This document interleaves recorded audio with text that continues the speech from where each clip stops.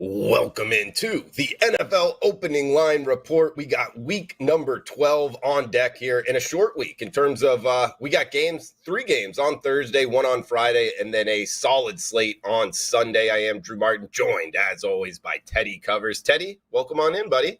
Happy Monday morning to you. Hey, Drew, great to be here. Good to be here off a winning week in the NFL. That has been the case the last couple of weeks, but we swept the board yesterday, so we're in a good mood today on Monday. That's the nature of the business, man. You come in smiling a lot more when you're winning than when you're losing. This last week, pretty good across sports for me and the client. So we can see if we can keep it rolling. Week 12, obviously, you talked about the short prep time. Again, 3 games on Thursday, 1 on Friday. No buys this week. The buys pick up again next week. And there's still 2 more weeks of buys. But this week, we do have all 16 games or, all 32 teams to talk about. Which means we better get into it quick because today is a loaded edition for the NFL opening line report. Absolutely excited to get into it. You mentioned bounce back. We got it from Teddy Covers.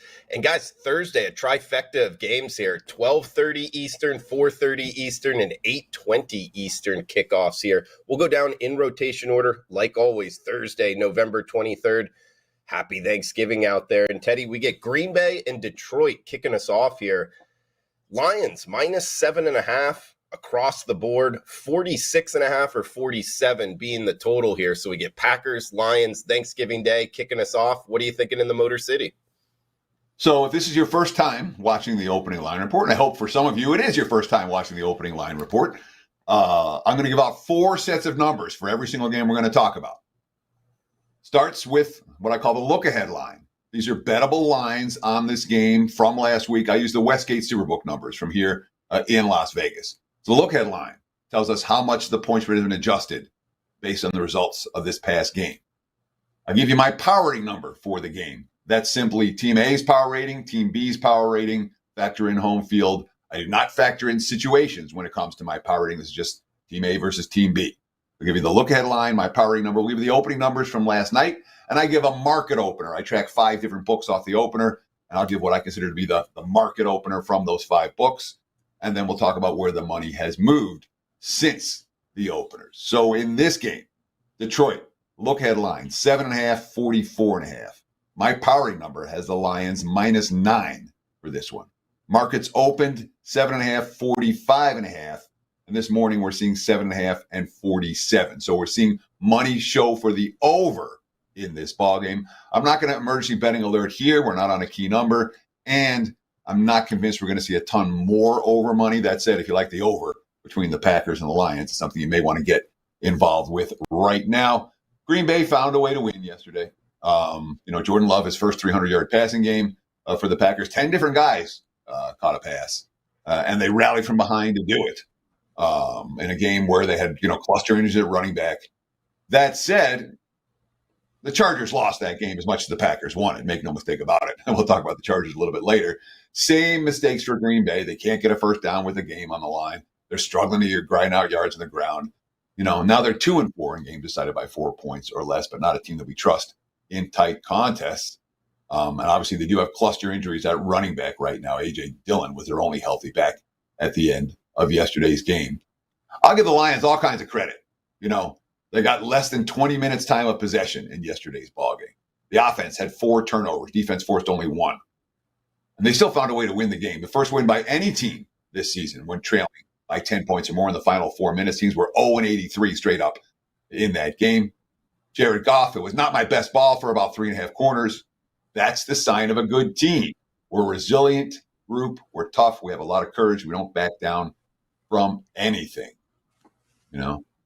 Dan Campbell, he never got frazzled, talking about Goff. I don't know that I've ever seen him get frazzled. He just wants to punch himself in the face sometimes. He's talking about Detroit and their chance to do something special. First opportunity to win a division title in 3 decades. Panay Semo, the Pro Bowl offensive lineman, that the win yesterday definitely boosted up the morale. It was kind of a flashback moment where in these close games, coming from behind and finally come out on top. That kind of speaks for itself for what kind of team this is.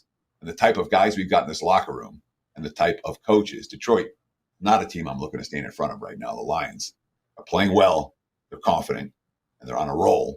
Green Bay, not so much. Good kickoff here from Teddy Covers. Starting us off, opening line report. We got the middle game here, 4:30 Eastern, 1:30 Pacific, Thanksgiving Day. NFC East matchup here, Teddy. Washington and Dallas. We are seeing the Cowboys minus 11-point home favorites, 48.5 being the total. So Commanders at the Cowboys. Cowboys off of that cover yesterday, laying a big number, laying doubles again here at home. 4:30 middle game on Thanksgiving, Teddy. Commanders and Cowboys. Look ahead line here, Dallas minus 10 and 46. My powering number, Dallas minus 12.5. The markets opened basically 11 and 48 last night. We're seeing 11, 48.5 this morning. There is a prominent 49 out there as well. And it's a very different role for the Washington Commanders today. Washington yesterday, was favored by more than a touchdown against the Giants. And look, that offensive line and a point spread higher than -7 do not correlate. And then Curtis Samuel got ejected for fighting. They had no big plays. Of course, they had a 28-13 first down edge against the Giants, but they were -6 in turnovers. The defense didn't force any. And of course, they didn't have any hot water for players to shower after the game.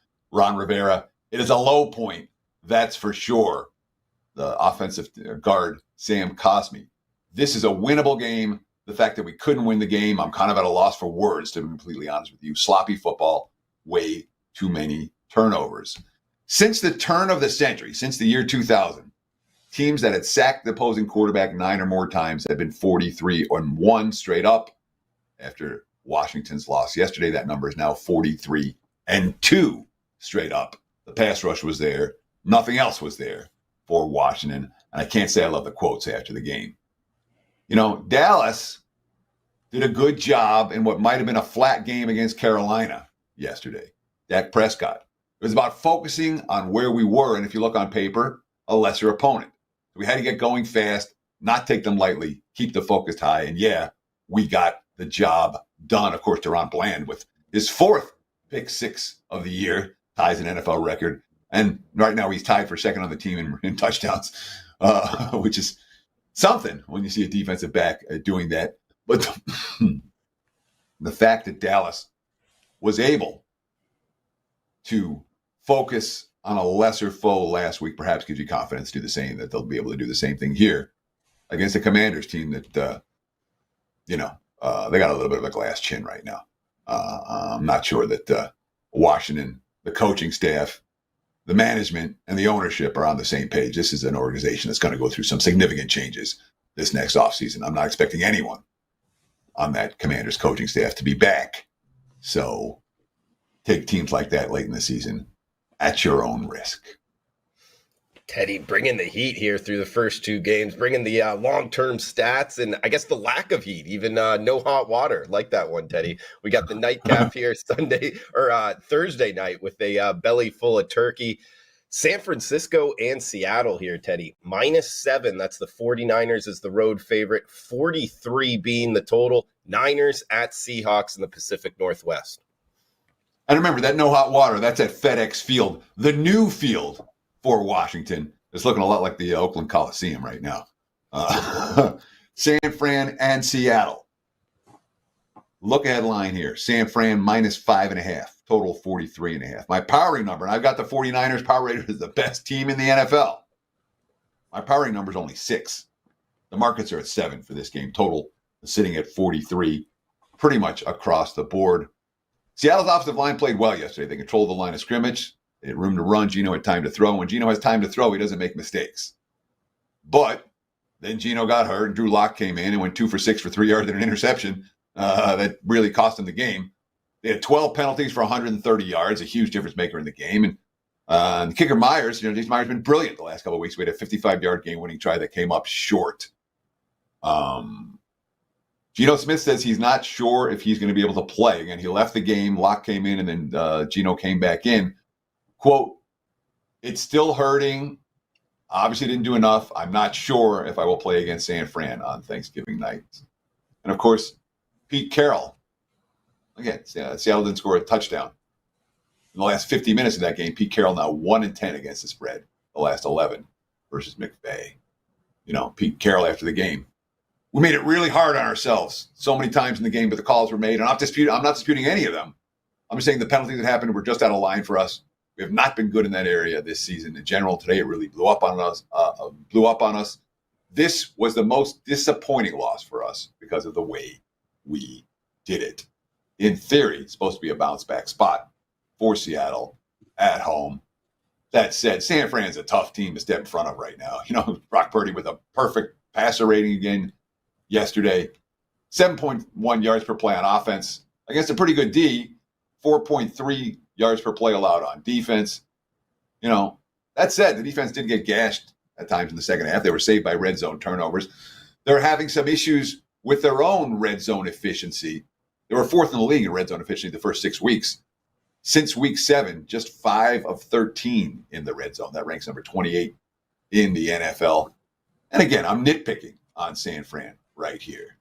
But when you're nitpicking on the best team in the NFL laying a touchdown on the road, remember, they got to win this game by more than one score in order to cash a ticket. Good game Sunday night. Might be the best of the bunch in these Turkey Day matchups. Sure. Thursday night in the books here, guys. We do have the full Sunday slate. But before then, we have Friday, November 24th here. Teddy, I believe the first Black Friday NFL game. It is the Miami Dolphins and the New York Jets. It's 3 o'clock Eastern, 12 noon Pacific kick here. And we're seeing the screen go black pretty much as we're talking here, Teddy. I'm seeing the Dolphins now -9.5. There is an offshore with -9. 41 being the total. I'll throw it over to you, Dolphins and Jets. Yeah, we had 3 emergency betting alerts circled before this show started. And of course, once you start, we'll see how the market moves. This is worthy of one of the 3. Emergency betting alert. Dan, please. Look ahead line here, only Miami -6 and 43. That said, Miami didn't cover this past week. They took a ton of money and they didn't cover. And the look ahead line was only 6. My powering number was 7.5, open 7.5 and 41 last night. We're seeing 9s, 9.5 now. It could go higher. All right. We are not going to see buyback on the Jets. The sharp money came against the Jets this past week in droves on Sunday. And of course, when you get 2.9 yards per play on offense and 4 turnovers, you're not going to win a whole lot of games. They have 9 offensive touchdowns in 10 games. The Dolphins had 10 in one game. The Jets have 9 in 10 games. 32 points. That's a sign of letting go of the rope. That's the most points the Jets have given up since 2021. That was a bad loss to the Bills last night. Pass protection, clearly a problem. 6 sacks, 155 total yards. And oh, by the way, left tackle Becton got hurt in that ball game. And of course, Robert Saleh said, "Oh, Zach Wilson, we gotta bench this guy. Let's bring in Tim Boyle." Tim Boyle is worse than Zach Wilson. He went 7-14, 33 yards, no touchdowns, 1 pick. He's not the answer anymore. The markets are crashing on the Jets right about now. Miami, it's worth noting, Miami's 4-1 this year, straight up with a negative turnover differential. The rest of the league is 31-85. All right. Love this quote, Tua Tagovailoa. After that was a hard-fought win against the Raiders yesterday. The Raiders didn't lay down. Miami struggled in the red zone. The team that had only attempted 3 field goal attempts. The last 7 games attempted 3 yesterday, and they needed them. All right. Tagovailoa, quote, "The job's not done. There's nothing accomplished being 7-3. Worth noting, Jalen Ramsey, the offseason pickup, he was hurt or suspended or whatever he was, came back to the lineup. He was an impact player yesterday. Interception, 2 interceptions in the ballgame. And there was a flea flicker that he stood stride for stride with Devontae Adams. Jalen Ramsey helps that defense. The offense is really good. Miami's the only team here that's going to take money, single event game. You like the Dolphins, run, don't walk. You get to the betting window on this one, even though my powering number is lower. This is a one-way action game. We're not going to see the buyback. Not at 9.5 anyway for the Jets. Maybe at 10.5, we see some wise guy money on the Jets. Not at 9.5. And I expect the line could get there. Sure, and still a couple 9 flats, guys. If you search around, use the WagerTalk live odds screen. A couple global books still at 9 flat, but most of the market at 9 in the hook. Let's move to the Sunday slate here, Teddy, November 26th. We got 1 o'clock Eastern, 10 a.m. Pacific, as we're going down in rotation order, 251, 252, Jacksonville at Houston. We're seeing the Jags, -1 point road favorites. There is a couple pick'ems out there. 47 or 48 being the total here, Teddy. Good one. Divisional matchup. What are we thinking, Jags and Texans, to kick us off on Sunday? Look ahead line. Jacksonville -145.5. My powering number is Pick'em. Opened last night a mix between -1 and Pick'em for the Jags, total 46.5. We're seeing 47s, 47.5s, 48s. This total is getting bet up in some places. The line's not doing anything. Jags -1 right now, despite the fact that Houston has dominated this series in recent seasons. Doug Peterson has not had a lot of success against the Texans, including the first meeting this year that was a one-sided affair in favor of Houston. At the time, we thought the Texans were upstarts. We found out that they're pretty good in the meantime. But nonetheless, this is a team that Jacksonville's had a lot of problems with. And the Jags are coming off a really good game. You know, they were focused, they were motivated, they played well, start to finish. Clients and I cashed a pretty easy winner with the Jacksonville Jaguars yesterday. And this is an offense that's, there's loaded with playmakers, the Jags. Lawrence's job should be really easy if the offensive line can hold up. And he was in nice rhythm yesterday. Quote from Trevor Lawrence, "That's one of the cleaner games offensively we played. Seems like we stayed on schedule. Sometimes they kept them on our heels. We did a great job of mixing all the different shots, getting it out quicks, running the ball movements, and all that." Calvin Ridley had a couple touchdown catches yesterday. We know we're an explosive offense. It takes time. Sometimes it takes 3-4 years. It doesn't just pop, pop, pop. I promise you, we can pop. We can pop good. We can. We wanted it. So Jags coming off a pretty impressive win against an opponent that they care about, that beat them once already this season. Question is, can they step in front of Houston? Impressive response to adversity again from the Texans and from C.J. Stroud. You know, don't underestimate the Texans playmakers. We come into the season going, yeah, we're the weapons.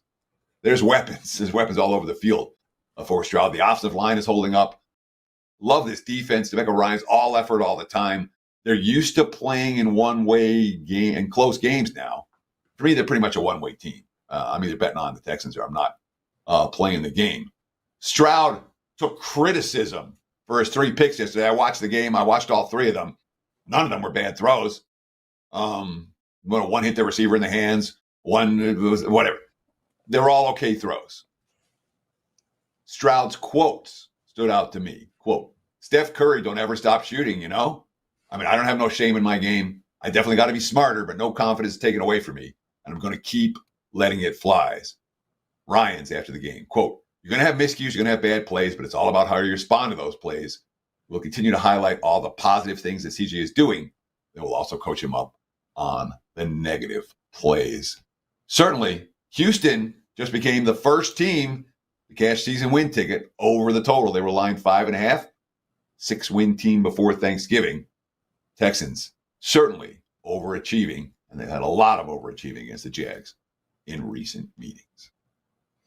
Moving down the list here, 253, 254, 1 o'clock Eastern, 10 a.m. Pacific kick, Tampa Bay and Indianapolis, Teddy. We are seeing Colts -2, couple shops showing -2 in the hook as the home favorite, 43.5 being the total. Buccaneers at the Colts, Teddy.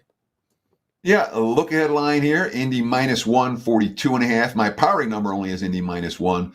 The markets, they were open split last night. There were 1.5s, 2s, and 2.5s, 42.5s.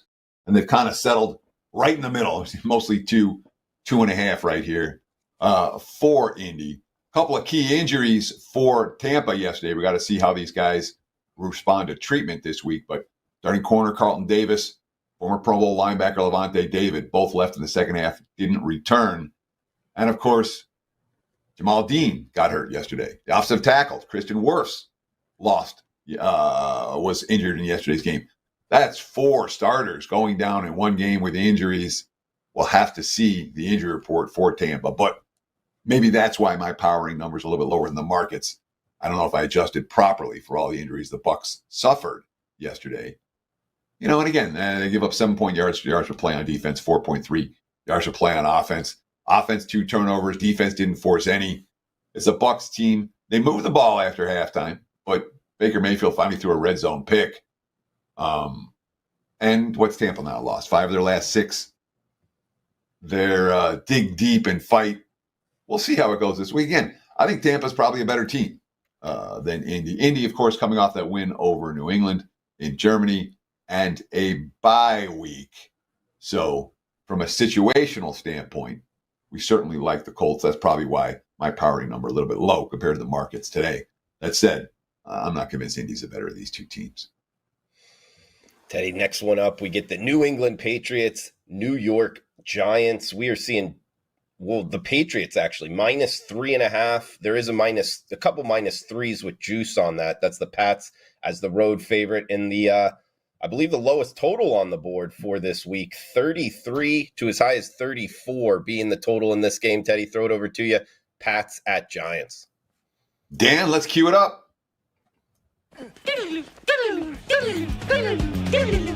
Emergency betting alert on this one. And look, let me give credit to Richie Brooklyn, who tweeted this out last night. To me, he said, if you want the Pats or the Giants +3.5, bet it now. They're still out there. I don't think they'll be there in an hour or two. Look at line here with Pats -5, total of 35, which speaks where the Giants have been power rated. All right, and I know the Giants took 9 sacks yesterday and were outgained by Washington, but they found a way to win the contest. My powering number here is pick 'em.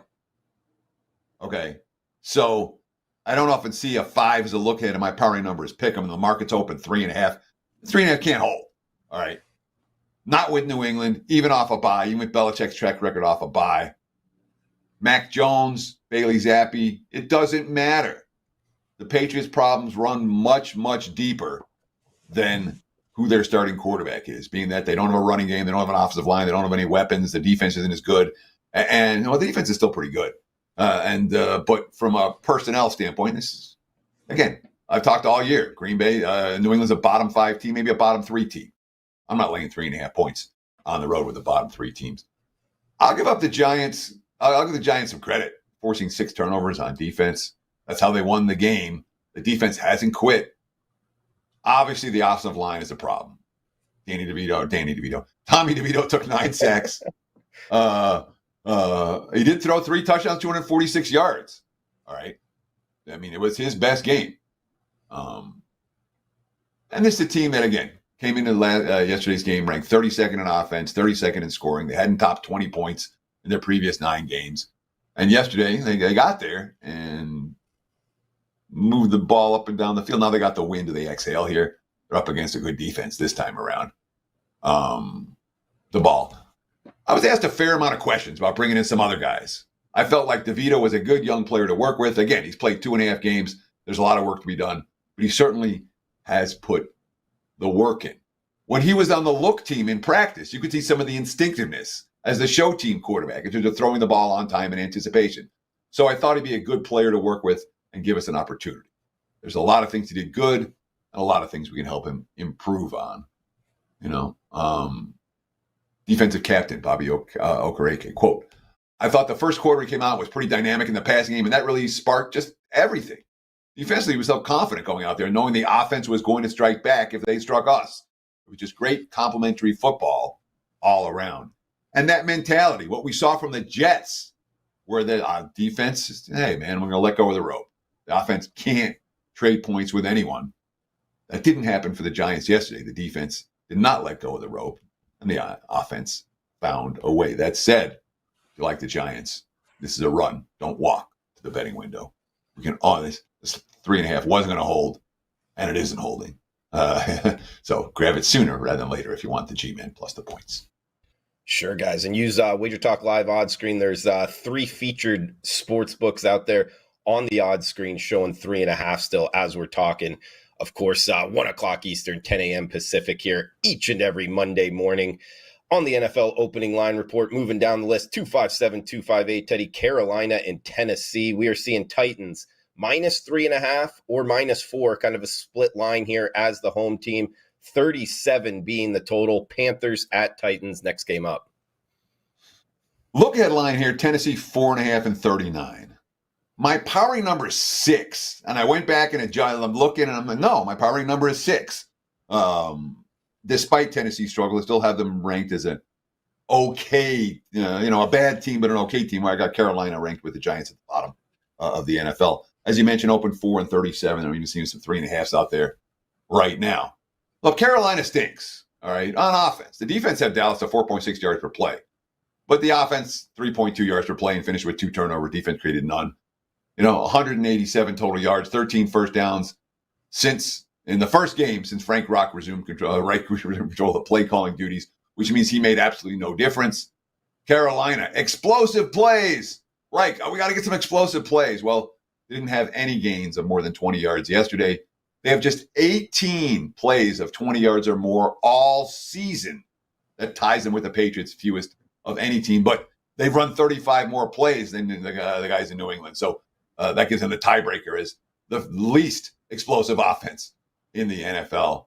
6th straight losing season for Carolina since David Tepper took over as owner in 2018. They're 1-9 right now. Frank Reich is already on the hot seat. His quotes, not getting the results you want is frustrating. I'm frustrated for our coaches and players, but I'm frustrated for our fans as well. You want change to happen overnight, but sometimes it takes longer than you want. You have to keep your head down, be strong-willed, keep your vision every day, and be able to fight your way through tough times. Carolina's not fighting their way through tough times very well right now. That said, remember last year at the halfway point when Tennessee was 7-3? They're 3-14 straight up in the 17 games since. That's rough. Yeah. I will say this. Down 27-0, the team played like it was nothing. They fought hard on both sides of the football. Jeffrey Simmons still eats running backs for breakfast. It was a difference between a touchdown and a field goal yesterday by himself, a Pro Bowler who matters in the defensive line. All right. The offense is still a work in progress, very much so. And the offensive line injuries are really problematic for Tennessee, which could be an issue against Carolina's defensive front. And only 12 first downs. The box score is lying in that ball game. All their offense came after they were down 21-0.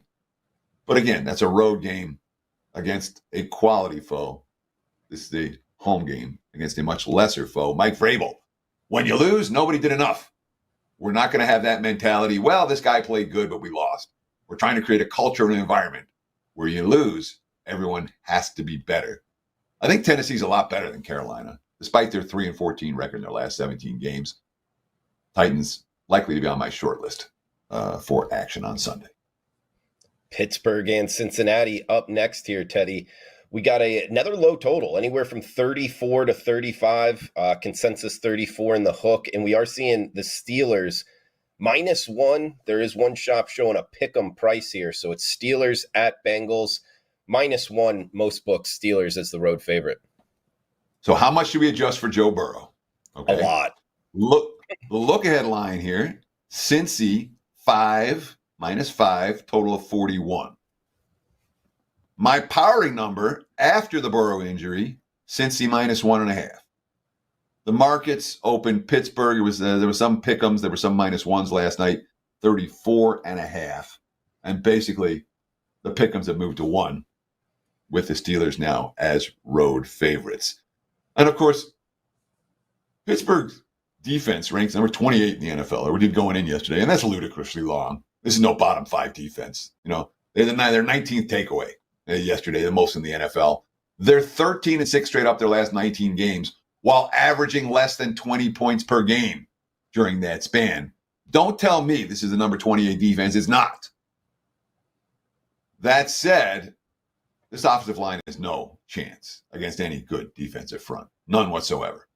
Pickett literally had no time to throw. He's just chucking it up. This team needs to run the football. They've been living on key turnovers all year. But again, when you're 31 dropbacks, 77 net passing yards, that's not pretty. And again, he's the 10th straight week that they've been outgained.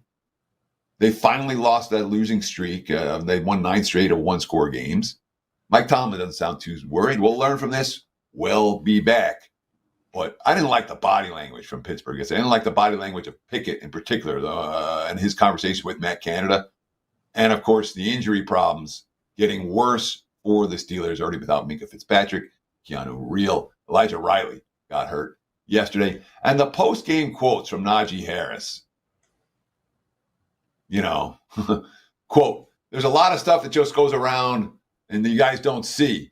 I guess I'm trying to say I'm just at a point where I'm just tired of this shit. Is it fixable? Yeah. Are we going to fix it? Shit. That's not a bet on quote for the Pittsburgh Steelers. Contrast that quote, and I could go on and on with what Najee Harris said. Look, I mean, it's a Jake Browning show moving forward. Jake Browning, when he was in the Washington Huskies, we bet against him every time he faced a good defense and literally cashed every ticket for Browning. I remember when Washington made the college football playoff, and that was a big bet against Browning in that ball game, and he was awful. Browning, quote, I felt calm all the time. Felt like I threw the ball where I wanted to, but obviously there were too many 3-and-outs. Put our defense in a tough situation. I go in the game fully expecting to win. I've been doing scout teams for a while. You're running the worst play against the worst look. So it's nice to get to run some plays and have all these people open, talking about his wide receivers. Zach Taylor. All right, now look, since he's 2-5 since 2020 without Burrow as their starting quarterback, they've allowed the second most yards per play in the NFL this season at 6.1. They're 23rd in points allowed per drive. This has not been an elite defense. Zach Taylor's quote, we got a lot of talent on this roster, and the season is far from over. I'm excited to see how the guys respond next week. Obviously, they played on Thursday. This longer weekend comes at a good time for us. Chance to regroup, get healthy, come back next week, ready to attack Pittsburgh. That's a bet on quote. I didn't see bet on quotes from the Steelers side. Teddy, next game up, we get New Orleans and Atlanta. NFC South divisional matchup between at least the top two teams, according to the standings here. 42 being the total, -1 for the Falcons, or Pick'em, actually, at a lot of shops. Consensus Pick'em line. So it's Saints at Falcons. 42 being the total. Pick'em here in the ATL. Yeah, and I'm going to do this in just a second, but yeah, let's get an emergency betting alert ready for this one. I know I didn't call it before the show game, but we haven't yet. This total's going up right now. All right. If you like the over, bet it sooner rather than later. Look ahead line, Pick'em total of 40. My powering number, Pick'em. The market's open, Pick'em. The markets are sitting at Pick'em. But look ahead line, 40. Market's open 41.5 total wise. We're looking right now 42s. The leading indicator books are already at 42.5. If you like this over, bet it sooner rather than later. The Falcons will be going back to Desmond Ridder this week. They're off 3 straight excruciating losses, including the last one, the 2-point loss at 2-9 Arizona. 8 starts this season. Ridder's at 65% completions, 1,700 yards, 6 TDs, 6 INTs. He's had a lot of issues with protecting the football. He's had a lot of issues with red zone efficiency. I'm surprised we're seeing over money for this one, although Arthur Smith, is the type of coach you expect with extra time to repair. He's going to come with a strong offensive game plan. The Saints, off the loss at Minnesota, a game where they played awfully in the first half and then came back and made things interesting enough to not cover. Then the bye. They're 5-5. They have the 1-game lead in the AFC South. Atlanta and Tampa both tied 1 game below Minnesota. It's a 3-way race in this division right now. So the winner of this game puts themselves in good shape moving forward. Like the over, bet it now. Sidewise, it's not going anywhere. Yeah, guys, 42 is available out there. 42.5, like Teddy said, is starting to pop up here. So we got 3 emergency betting alerts in the books. We'll see if we get one more. Moving down the list here now into the 4 o'clock Eastern, 1 o'clock Pacific kicks. 263, 264, LA Rams, Arizona Cardinals, Teddy. Now they're competitively priced game here. Rams -1 at most sportsbook. There is a couple pick'ems out there. 44.5 being the total. Rams at Cardinals in the desert, Teddy. Yeah, just look at Sunday's card. My powering number. I got 1 pick'em, 1 -1, another pick'em. That's 3. I got the Bengals -1.5. That's a 5th game with Atlanta and New Orleans. A 6th game here that my powering number is 1.5. Cleveland, Denver, my numbers pick 'em. That's 7 games that are basically, pick 'em or -1 according to my numbers. There should be some competitive football this coming Sunday. Look ahead line here, LA minus 2.5, total 46.5. Like I said, my powering number minus 1.5. We were seeing 1/1.5, 46 last night. Nothing but under money for this game so far, and LA holding as a 1-point favorite. The Rams found a way to beat Seattle yesterday. I'll give them a lot of credit for that. That was a gutted out victory.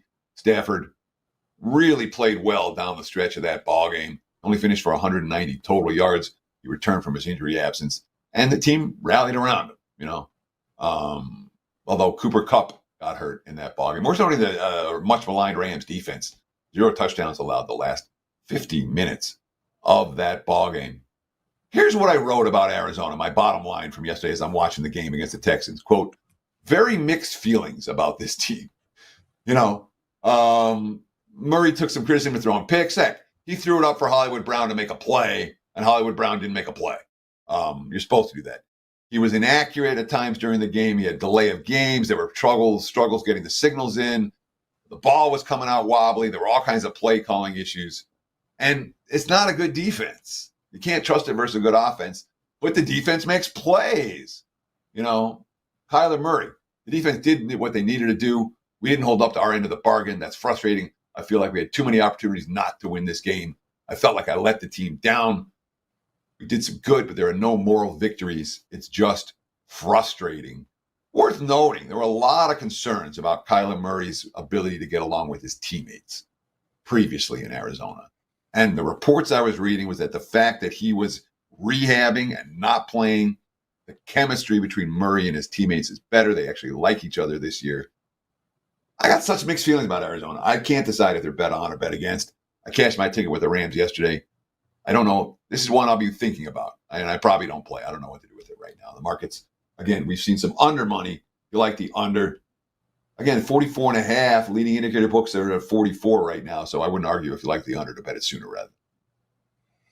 Teddy, moving down the list here, 265, 266, Cleveland and Denver. Two teams playing some good football of late. The Broncos winning, 4 straight, Cleveland 3 straight. And we are seeing Broncos -2 in the hook, home favorites. There is a -2 flat out there in the global market. 36 being the total. Browns at Broncos, a mile high here, Teddy. Look ahead, Cleveland -2.5, total of 40. My priority number only came pick 'em on the game. The market's open anywhere between -1.5 and -2 for Denver. Last night, all those were look-ahead lines. That was before the game was played. Total 36.5 last night. And this morning, the markets have decided Denver deserves to be 2/2.5. Total in the 35.5, 36 range. I don't think it gets to 3. It could, but I don't think that it does. The Browns had 2 good offensive drives yesterday. They were both in the 2-minute offense. One was before halftime. One was at the end of the game. With DTR running the offense. And it looked like Stefanski did not trust him at all. He said, the second start's going to be night and day compared to the first one because they had a chance to practice all week. And it wasn't. Certainly wasn't night and day. And Stefanski didn't trust him. But when they needed points and they had the 2-minute offense and they ran up-tempo, they were able to move the football twice, and obviously to set up the game-winning field goal for the Browns in the score before halftime. DTR after the game, they believed in me. They trusted me. Kevin Stefanski after the game. Those are big moments when you're looking for your guy to come through. He came through when it mattered. A team that, worth noting, Browns' 5th win this year, with a game-winning score in the final 2 minutes of regulation. That's the most such wins in a single season for Cleveland in franchise history. And that defense is capable of taking over games even when the offense doesn't, which could be bad news for the Broncos. They're jerking, maybe get a point offense. They found a way to win a game last night again. And now 4 straight wins for Denver, but don't be fooled. They're a dicey team. My priority number says Cleveland is clearly better of these 2 squads. And again, the look-ahead line did have the Browns favored by close to a field goal. Couple more afternoon kickoffs here, guys. And shout out to the chat box. Everybody joining us live. We got Fantone24 in the house, Roger Long as well, Chad Moody, Abby Jackson, Raven Ron, all the VIPs in here, Andrew G as well. Thanks for chiming in, guys. Let us know where you're watching from, what you're looking to bet, where you agree, where you disagree. All is welcome. And all the comments on last week's show, over 125 of them here, Teddy. So people loving the show. Love to hear it, guys. If you're watching on replay, feel free to comment below. And we'll move down the list here. Buffalo and Philadelphia. Of course, the Eagles playing in Monday Night Football, guys, so keep that in mind. But -3 in the hook. That is the Eagles as the home favorite. 47.5 being the total. It's Bills at Eagles, Teddy. 4:25 Eastern kickoff. Yeah, I want to talk two things before I would break down this game. Good game for late afternoon action next Sunday. First and foremost, the comments on the YouTube channel. We appreciate them very much. I will be able to get in there hopefully today and tomorrow. Normally I get in there throughout the week. Thanksgiving week is crazy busy. I can't promise I'm going to get in there to respond to every comment Wednesday and beyond this week. So if you want a response from me, please get your comments up early on YouTube, and I'll do my best. Like I said, over the course of the next 24/36 hours, I'll do my best to respond to every single comment.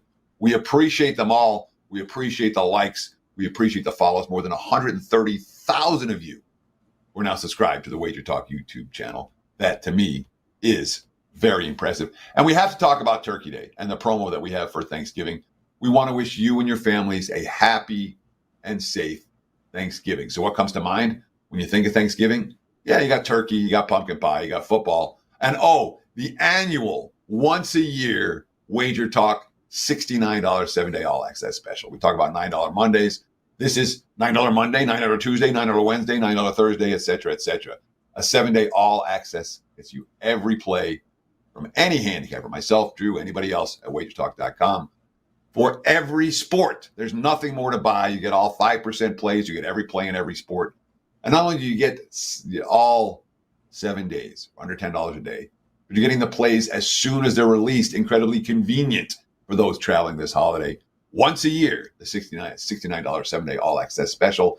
No promo code needed. Just go to WagerTalk.com and take advantage. Now, let's talk about the Bills and the Eagles. Look ahead line here. Philly -3.5, 47. My powering number, Philly -3. The market look ahead line last night they were at 3.5 and 47.5. It's still kind of a look ahead line in theory.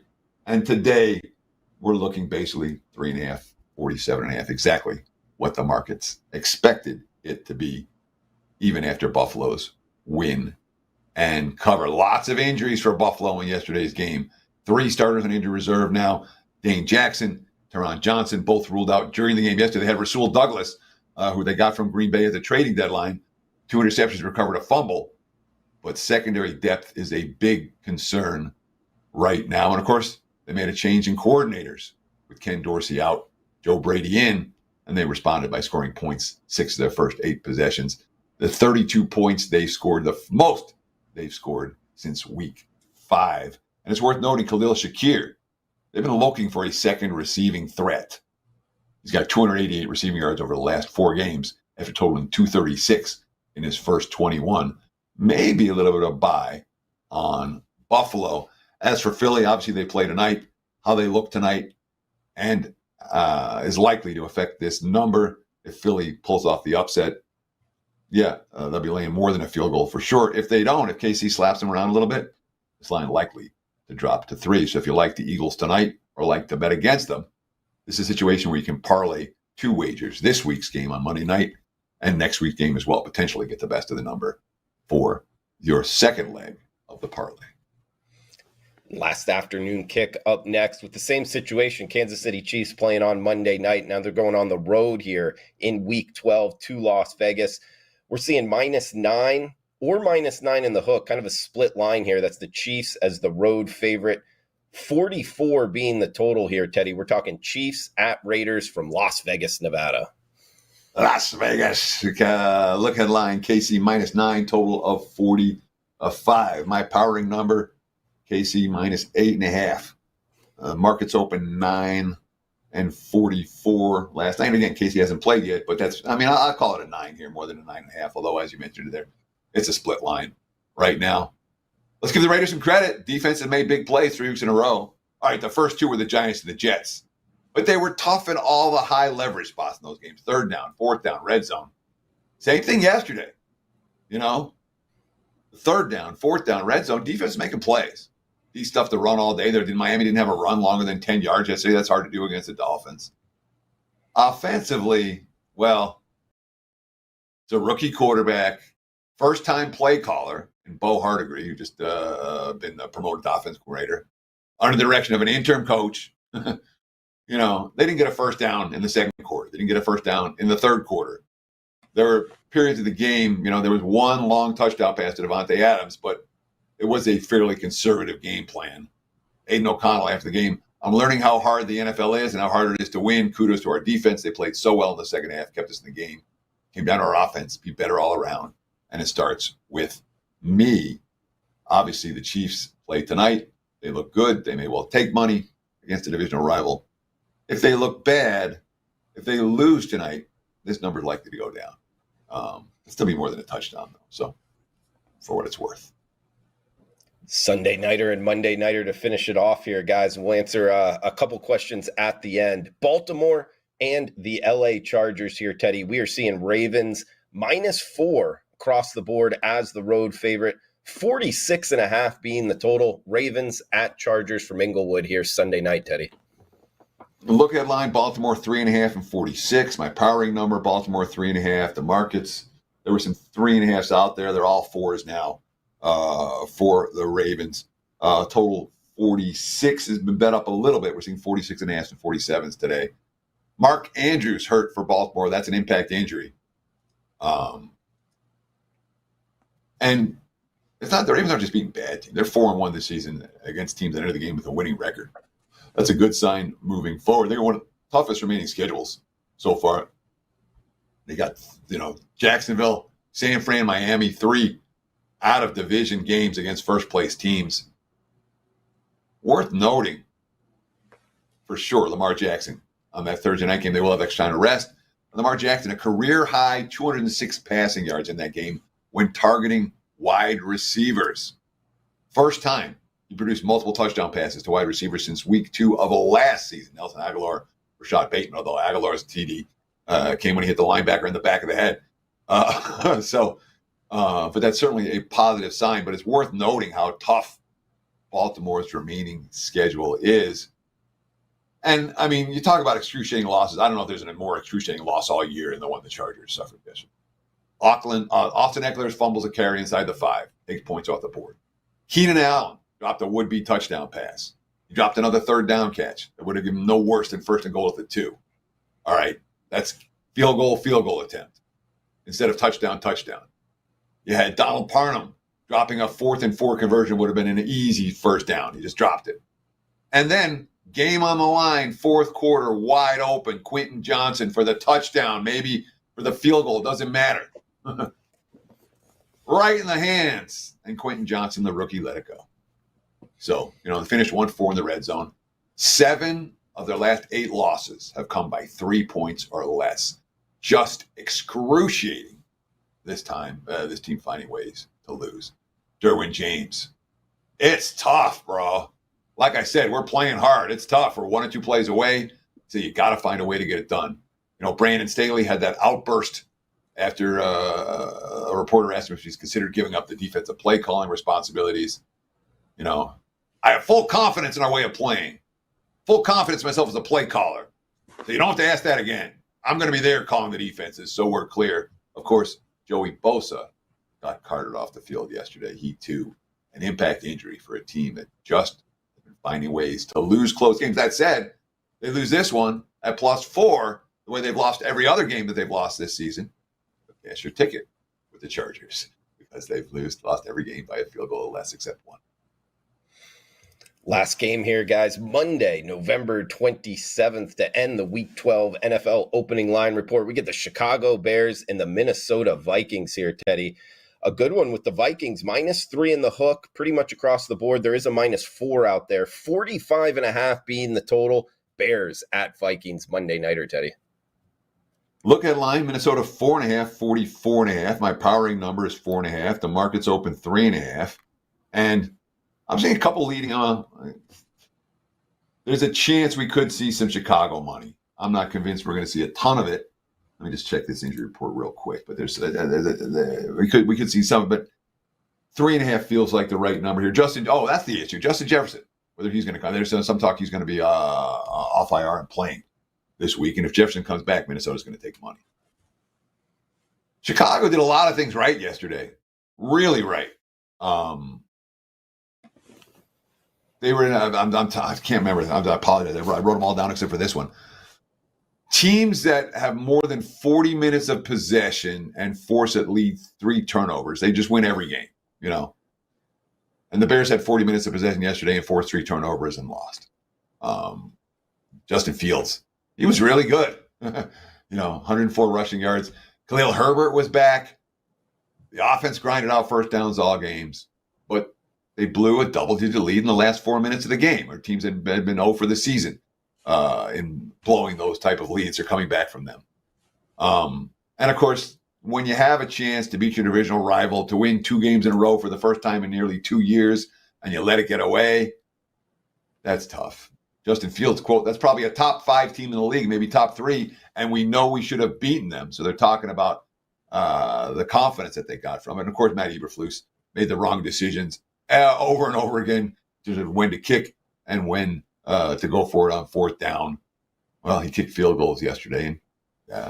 Kicking is for losers, their good friend Kelly Stewart likes to say. It certainly was for Chicago yesterday. Look, the Vikings lost yesterday, last second field goal from Denver. They still cover the spread.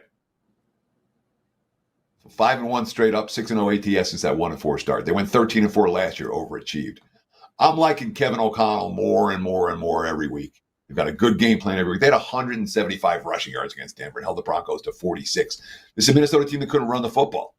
They held the Broncos to 1 for 5 in the red zone. All right. Defense has been there. That unit's gotten better. Obviously, -3 in turnovers, 3 committed, 0 forced. And they still covered with the -3 turnover margin with the quarterback who they got 2 weeks ago who hadn't practiced. Yeah, Jefferson comes back, Minnesota's going to take money, but I don't know if they'll take a ton. Obviously, the early money here has come for Chicago, despite the potential return of Justin Jefferson. Teddy, let's hit a couple questions here before we shut it down. In the comments from last week, we got Stefan Gento saying about this Minnesota Vikings team. Odds makers, like so many, continue not to give Vikings pretty much respect. What do the Vikings have yet to prove in the regular season? They've beaten good defenses, beaten good offenses. They've beaten good all-around teams. Primetime Kirk, not part of the equation. It just feels like they cannot buy respect. Any opinion there on the Vikings not getting respect, Eddie? I agree wholeheartedly. Look, Minnesota's season-long stats are lying right now. Season-long stats is they can't run the football. Season-long stats is the defense is dicey. The defense has been really good the last month, and right now they can run the football. So I'm with you. There seems to be a lot of there is a lot of disrespect for Minnesota and the Vikings in the marketplace. That said, they're 5-1 straight up, 6-0 ATS last 6 in the NFL. Streaks like that don't go on indefinitely. We had Luther last week saying he's watching from the Uber Lyft parking lot by the Thomas and Mack. Thanks for letting us know where you're watching from there, Luther. Yeah, I thought that was kind of cool. That parking lot? I know that parking lot. I do know that parking lot. Yeah, not south part of the strip there, guys. So love the comments here. A lot of them from last week, guys. Again, we'll answer any during the week in there with Thanksgiving week. Teddy, we had a couple more. We had Cincinnati Bengals on a 1-23 on the road playing at night since 2012. Not sure if you think that matters. Also, you had a great stat about Joe Burrow not playing for the Cincinnati Bengals, and their record was awful. I forget what that stat was, Teddy. They're 2-5 straight up without Burrow since 2020. That Bengals, what do you say on night games? What is it? Yeah, someone. And I was trying to confirm the number that someone threw up there, and I didn't confirm it, and I didn't see it, and I'm not buying. It's easy enough for someone to point out to have a trend or an angle. Whenever someone sends me a trend or angle, I will double check that number before I talk about it. And that number to me, it didn't pass the smell test. And I don't know how to check for night games, but I know the Bengals have covered at night. If you got the 24 game sample size, please throw it in there. I'd love to see the actual results. Thank you. And not to dismiss anyone who's posting comments. We love all the comments, but any stat that anyone throws at me about, oh, this team's done that team's done that, I'll never say it until I check it myself. At least half of those are wrong, and I mean wrong, like significantly wrong. Maybe more than it. Sure, I actually got some comments saying that because I was repeating one, guys, a couple weeks ago on the opening line report, and people called me out on it, which you should, because I was just reading it off and it was wrong. So good stuff there, Teddy. One more here from Paul. Hey, Teddy and Drew, love the show. Wanted to pick your brains on something. Since gambling is about numbers and not teams, what's your opinions on playing alternate lines to get off of key numbers? Having to pay up a little bit more. He's wanting both of our opinions. Paul, my opinion is I usually just play what the number is. I find the best number, and I don't normally pay up in terms of buying numbers. I think in the long term, it's too expensive, and you'll be worse off doing that. The only time I really get off of it is if I'm laying 1.5 with a team. That in that situation, I will bet the money line. Other than that, just because I don't want the game to land 1 and take the loss, because that really hurts when you're laying 1.5. Other than that, I pretty much just find the best number and bet into that. I don't pay up for a number. Teddy, any opinion on Paul's question? Yeah, I don't. One of the advantages we have in the modern world of sports betting is that you have line variance. You have a lot of different books. You can see the markets move. Something happened in the NFL yesterday that I've been in Vegas 26 football seasons. I don't remember it happening before. Not 1, not 2, not 3. There were 4 legitimate middles yesterday alone in the NFL, where if you bet one side at one point in the week and you bet the other side at the other point in the week, you cash tickets either way. That speaks volumes about how to attack the betting marketplace. You want to shop for the best number. You don't see it now, you wait. Don't be impatient on Monday. Many of these games don't get played till Sunday. Be patient, wait for the markets to move. Now, when you talk about using the alternate lines to get off the key numbers, I get it. It makes sense. But no, and I'll put it this way. It's not a strategy that I've ever used. It's not a strategy that I've studied enough to be able to say, don't ever do it. But from a does it make sense standpoint, it's kind of like the Arizona Cardinals. There are things about it that make a ton of sense because you're getting off key numbers without paying the true price to get off those key numbers. But you're also paying a little bit of a premium to buy all those extra points. So mixed feelings, not something I do. Excellent question. Sorry I don't have a better response. Teddy, hey, you want to throw out anything else? Any final thoughts here before we shut this down? Give that promo code out, man. We got a great special for Thanksgiving week. I had a big day yesterday. I'm on a real good run right now. Great time to get advantage, to get on board with the package over at WagerTalk.com. I've had a shitty run through late October and early November. I'm glad to see that finally in the rearview mirror now. I'm feeling pretty good about this week's card. So it's a good time to get on board, Drew. What's that promo? $69 for the week, guys. That's a big discount. Teddy Covers, Drew Martin, both running hot till a couple guys hit some futures. We were number 1 and 2 over the weekend, Teddy, coming in to Monday. So check out Teddy Covers, WagerTalk.com. I am Drew Martin. Huge shout out to everybody commenting last week. Please comment below. Let us know where you're watching from, where you agree, where you disagree, what you're looking to bet. All is welcome. And smash that like button, guys. Hey, for Teddy Covers, I'm Drew Martin. That does it for Week 12 NFL Opening Line Report. We'll be back next Monday. Until then, happy Thanksgiving. Tickets. Be safe and happy out there, and healthy too. Enjoy Thanksgiving, guys. Great show, Teddy.